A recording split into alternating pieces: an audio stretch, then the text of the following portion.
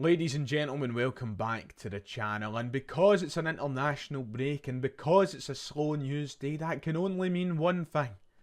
Yes, it's time. It's tier list time. Fucking sounded like Vader there. It's time! It's time! It's Vader time! Welcome back to the channel. If you haven't already, please make sure to hit like and subscribe. It would be much appreciated as we try and get as close to 50,000 subs as we can this year. You can also become a channel member by hitting that join button below. But today, we have a tier list for you all. We're going to try and make the next 2 weeks without Celtic as entertaining as possible. And that starts today with ranking everyone's season. I've made it a kind of yearly tradition at this point of the season, this international break specifically, to look at the opening exchanges of the Scottish Premiership campaign, or Champions League campaign, and rating everyone individually. So today, we continue with that. So we are 7 games into the Scottish Premiership season. Celtic sit top of the table, joint on points with the very well performing Aberdeen. We are into the semi-finals of the League Cup where we will take on Aberdeen, and we're 2 games into our Champions League campaign, which has had mixed results so far. Of course, that historic 5-1 win against Slovan Bratislava, followed by the 7-1 loss to Borussia Dortmund. It's been generally a very good start to the season for Celtic. In fact, if you take the Dortmund game out of the equation, it's been one of the best starts to a league campaign that I've ever seen as a Celtic supporter, and statistically speaking, the best that we've had in the league in a long, long time. We went 6 games without conceding a single goal. Our first goal we conceded was a penalty kick at the weekend there.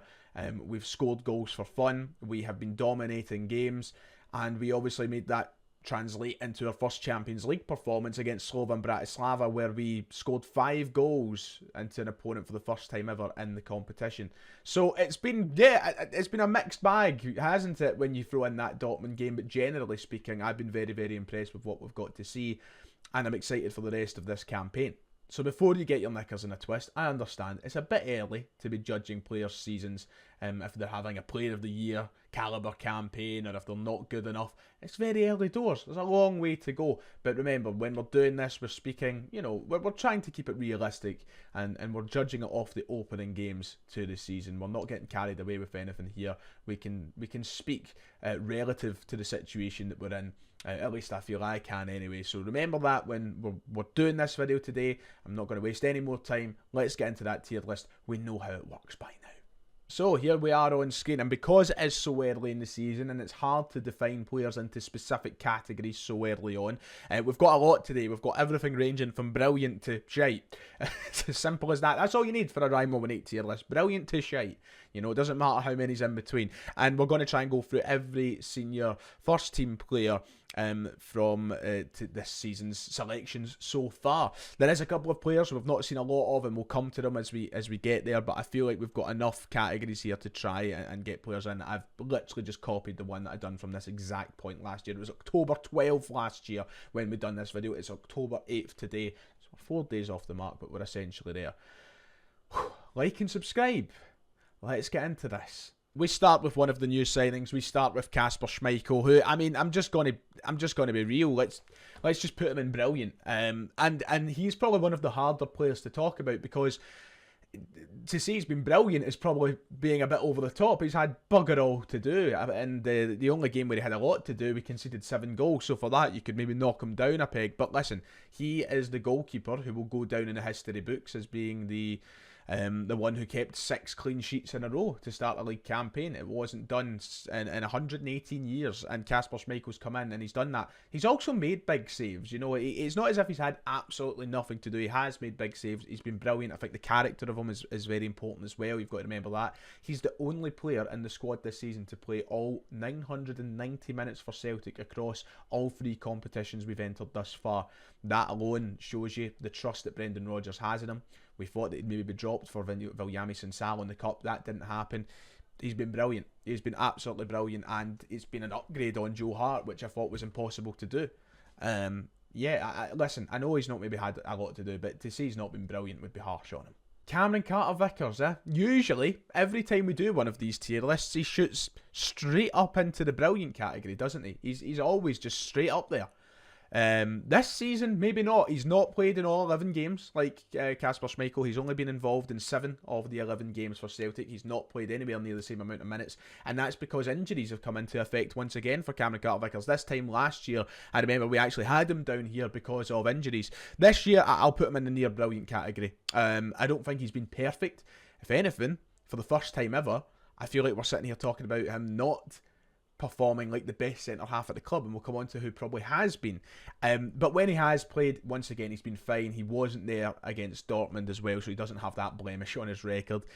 Injuries have held him back, I think, from being brilliant. I think that's what's maybe affected him from performing to his absolute best as well. But he's still Cameron Carter-Vickers. He's still brilliant. Just maybe not the brilliant that we've been used to. I mean, Tony Ralston is Tony Ralston. I mean, he probably just deserves his own category, to be quite honest. He's done his bit. I mean, let me just check how much have we actually seen of Anthony Ralston this season. 158 minutes. He's played 6 times, most of them coming from the bench. He scored a goal in that time. It's Tony Ralston. He's in that Scott Bain category where he's there, he does his job, he knows what his job is. And whether he does it well enough or not, that's up to your own opinion, but I would be harsh if I was saying he's been bad. He's barely played, man. I'll just get this one out of the way. Unlike Tony Ralston, he's not good enough. He's not. It's as simple as that, Stephen Welsh. I don't mean to sound harsh. I feel like at least with Ralston, when he comes on the park, sometimes 5 times out of 10 we get a decent performance. I don't think I can say the same for Stephen Welsh. And I think that people have made it very, very clear that they don't think he's good enough. When he has been given a couple of chances this season, people have been saying Welsh is rotten. He's just not good enough. And I mean, it's not a lot of chances, just to go over it again very quickly, just to issue fairness into the situation, if I can even find his name here. Where is he? Where are you, Stephen? There he's there. 85 minutes, so not even a full 90 minutes. I think there's a reason for that. Luke McCowan, man. Promising. Absolutely. I feel like saying done his bit / fine is actually harsh on Luke McCowan.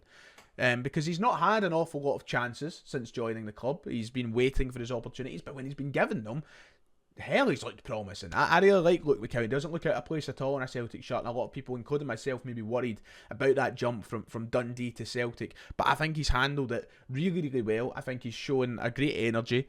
And what he's brought to the team is character as well. Being a big Celtic supporter, being the guy who grew up supporting the team, he brings that to the changing room, and I think you can see that in his performances as well.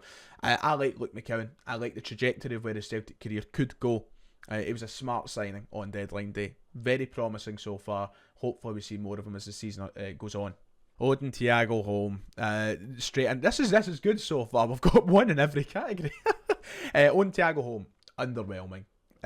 We've barely seen him. When we have seen him, it's been nothing special, and we're still waiting for him to live up to that prospect that he was when he signed. He was on that European Golden Boy list. He was one of Europe's top prospects. We've seen bugger all of that at Celtic. Yeah, it's been hard to talk about Odin Thiago home because he's played very little football. I mean, 24 minutes is all we've seen of Odin. So, it's hard to rate, and it's just really underwhelming. A lot of people might have him right down in shite, but I'll give him the benefit of the doubt because he's barely played. Arne Engels, straight up to near brilliant for me. And do you know what? If it wasn't for the last 2 games, he probably would have been in brilliant. But he was very poor against Dortmund on Tuesday night, and that's the kind of game where you need your £11 million signing to step up. And he was poor at the weekend against Ross County as well. I think that his confidence was maybe taken down a little bit because of how poor we were on Tuesday and how poor he was on Tuesday. But I'm not going to let that kind of change my perception of his introduction as a Celtic player. He has been brilliant so far. I mean, 2 goals, 3 assists already in his very limited minutes and appearances as a Celtic player. And when he first came in, he looked a different level. I mean, people were, and I think it's ridiculous when people do this, just to make it clear, but people were already saying he looked an upgrade in Matt O'Reilly, for God's sake. So that shows how good he was. I mean, I'm not agreeing with that sentiment, but I am agreeing with that he looks brilliant. He looks a great player. He looks all worth every penny that we've spent. He just needs to pick himself up after that kind of letdown on Tuesday night. But for me, near brilliant. Let's go through the next 3 rapid fire, shall we? Where do I put Scott Bain? Done his bit. Has he done his bit? I mean, has he even been involved in a matchday squad this season? 2. He's been involved in 2 matchday squads, Scott Bain. There should be a Scott Bain category by now. I should have learnt my lesson. Yeah, we'll just skip past him. He's doing his bit. He's fine. It's Scott. He's there for the registration. We know what he is. Paulo Bernardo, honestly, he's been one of my favourite players so far this season. I think he's been one of the best players in the team. And especially when you consider that he isn't a starting player every week, to be where he is fantastic. He's played how many minutes has he played? 451 minutes he's played so far this season out of 990. So he's around the halfway mark. But in that half amount of time, what he's done has been absolutely brilliant. And he's deserving of more starts, of more minutes, 2 goals and an assist so far for him this season. I think he's just looked so good in that Rangers game in particular. Yeah, people might be saying you're overrating him a bit here, Ryan. I don't care. I think he's been brilliant. So he's in there for me. Rio Hatate. Underwhelming? Is that harsh? Is that where you would put him? Because I feel like it is. I feel like a lot of you watching would put Rio Hatate in there. I'm going to say that he's done his bit. He's been fine. I think that people get a bit carried away with the criticism of Rio Hatate. At the end of the day, he has the same amount of goal contributions as Paulo Bernardo. Yes, he's played a lot more minutes than Paulo Bernardo, but you think of that assist against Slovan Bratislava. That's the quality that Rio Hatate can bring, but he certainly can be better. He's certainly not performed to his optimum abilities, in my opinion, so far this season. And maybe that's because of a changing midfield from game to game. We've seen rotations. But, he's found himself on the bench on a couple of occasions, and there's a reason for that, because he's not been that Rio Hatate that we know and love, I think, so far this season. So he can definitely take it up a notch. I think the criticism is unfair that he's seen. I think that parts of it are fair, absolutely, because you should be allowed to criticise players. But I think some of it has been over the top. We're forgetting how good a player Rio Hatate is. But he needs to show us that for the rest of this season when this international break is over. Callum McGregor, for me, has been brilliant. He's been absolutely brilliant. And I know he's had a couple of off games. People will talk about how poor he was against Borussia Dortmund. Listen, I'm not going to use that game as a measuring stick for players because everybody was shite. You can't really name players that were good on the night, can you? But Callum McGregor has been brilliant. I mean, you think about the 4 goals that he's scored this season, all crackers, all important. He's contributed to 5 goals altogether. He's played the most minutes for outfield players by quite a bit, 975 out of 990 minutes played for Callum McGregor this season. He's the talisman, he's the captain, he is the life and soul, the beating heart of Celtic Football Club. And of course, you'll have off games like every player does, so it doesn't take away from the fantastic start he's had for me this season. He goes straight to the top of the list for me. James Forrest is a hard one to rate because we've not seen an awful lot of him, but he's fitted in 4 assists this season in his minutes. Honestly, I think he's up there. I genuinely do. Wee Jamesy, somebody who I don't give his flowers a lot, James Forrest, and people hate me for it. I don't give him his flowers as much as he probably should get them.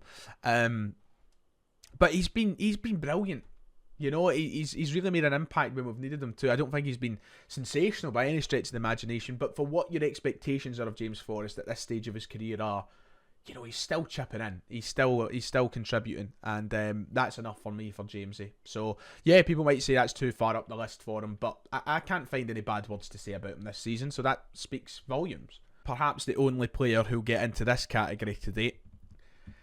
I do feel bad for him. I seen that bit of news this morning that apparently he's came off social media and that he's a bit down at the minute. I think it was his father who said it, but listen, it doesn't take away from the fact his performances have been shite when he's been given the chance, and it's a shame because I really want him to succeed, and I do genuinely believe there's a player in there. I really like Luis Palma as a player, as a guy, but he's not showing it. And he needs to get his finger out. I mean, listen, his chances haven't been hefty this year, have they? We're talking about 106 minutes, 4 appearances for the side, and I think 3 of them have been off the bench. But he's just that one big chance he was given against Falkirk. That's the kind of game you expect to see him perform in, and he was terrible. Championship opposition. His Celtic career is very much in question, and I'm sorry, Lewis, but rightly so.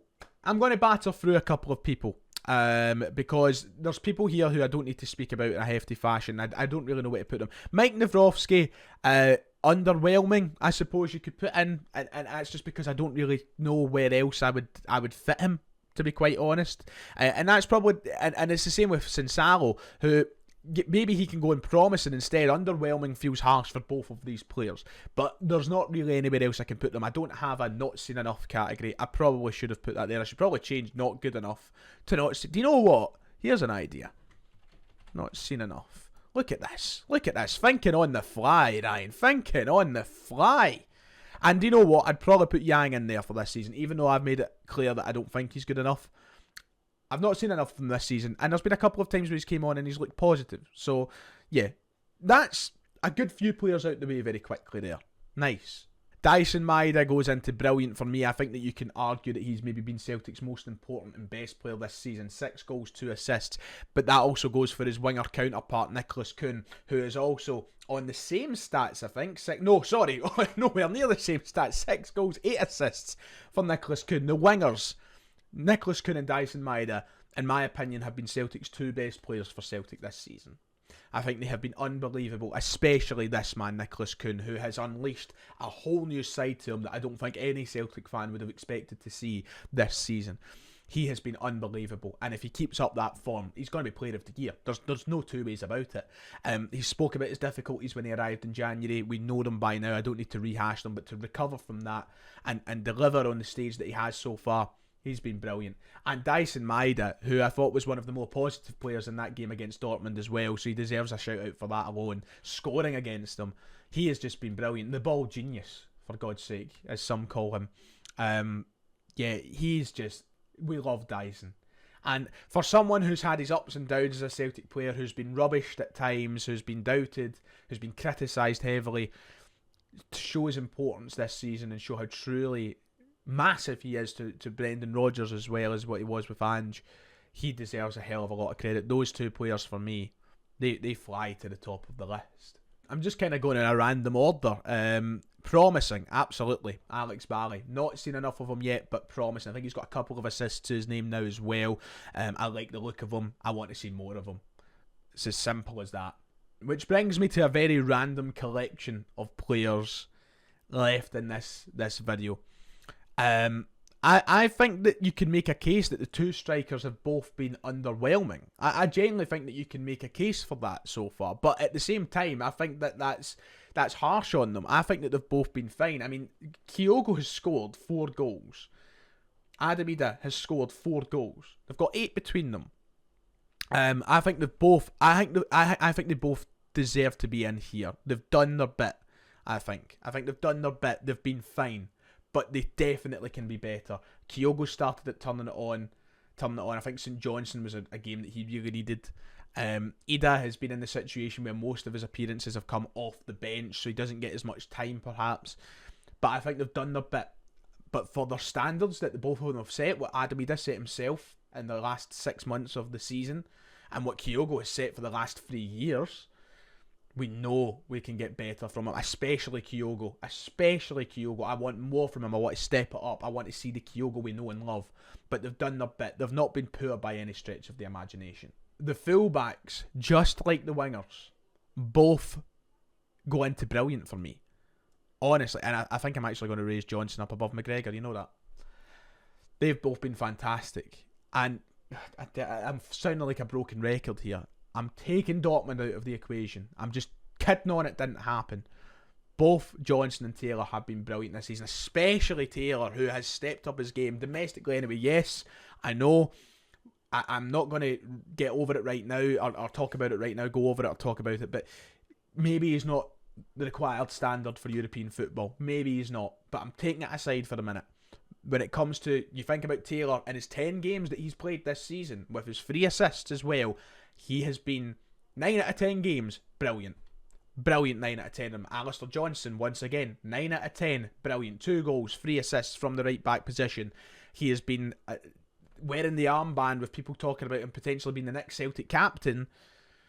Ali Johnson has been absolutely tremendous. Greg Taylor has been absolutely tremendous. And they both deserve to be up there. Just like this man. Just who I think goes here. Liam Scales. Continuing to prove doubters wrong. He has been tremendous. I hope it's not the same as last season where he starts off this well and then dips. He has been truly, really, really good. He's played the third most amount of minutes behind Kasper Schmeichel and Callum McGregor. 900 minutes. Scored 2 goals as well, by the way, for a reason.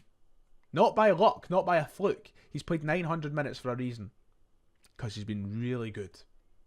And it's madness. But fair fucking play to you, Liam. Fair fucking play. Pardon my French. Which brings me to the last player who I feel like is a kind of hard one to go on. I'm going to put him in here. I've not seen enough. And people are already jumping to conclusions saying that he's not going to be good enough, that he's not good enough, whatever. I think that's really harsh when you consider the fashion that he's had to step in for Cameron Carter-Vickers and taking the Dortmund game into account, because against St Johnstone, I thought he looked good. I think at the weekend he looked fine. So, yeah, I've not seen it. He's played 4 times, I think. Is it 4 times? 5 times. He came off the bench once as well. He's had 4 starts, man. It's too early to judge, especially when you've spent money on him as well. I've not seen enough of Austin Trusty yet, but I'm rooting for him, 100%. Which leaves me with the list looking a little bit like this. There is your tier list for everybody's performances to start off this season, which I think is actually pretty fine, pretty solid. And when you consider the fact that we have started the season so well, so many players are going to be up here. Of course, they should be. You know, as I said, we've played 11 games. 10 out of the 11 games we've played this season, we've won, and we've been really good in them as well. Apart from maybe Ross County. So of course players are going to be up here and kind of packing out the top row. So yeah, I'm happy with that. Let me know what you think. I'll leave the link in the comments below so you can do your own version of the list as well. Right, I've yapped. Thank you. Like and subscribe. See you tomorrow. Cheers.